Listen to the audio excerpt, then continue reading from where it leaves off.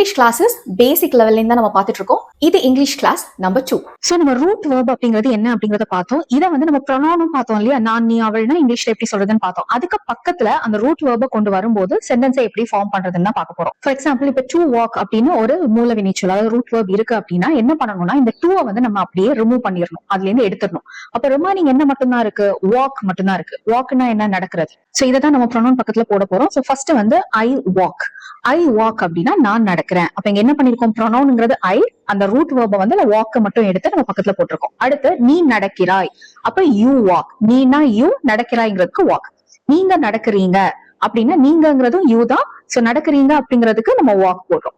தே walk, அவங்க நடக்கிறாங்க. அப்போ அவங்கங்கிறதுக்கு தே அண்ட் வாக்குங்கிறது நடக்கிறாங்க. அதுக்கப்புறம் நாங்க நடக்கிறோம் இல்ல நம்ம நடக்கிறோம் அப்படின்னா நாங்க நம்ம என்னன்னு பார்த்தோம், வீன்னு பார்த்தோம் இல்லையா. சோ வி பக்கத்துல அந்த நடக்கிறாங்க அப்படிங்கிறதுக்கு வாக்ன்னு போடுறோம். So remaining he she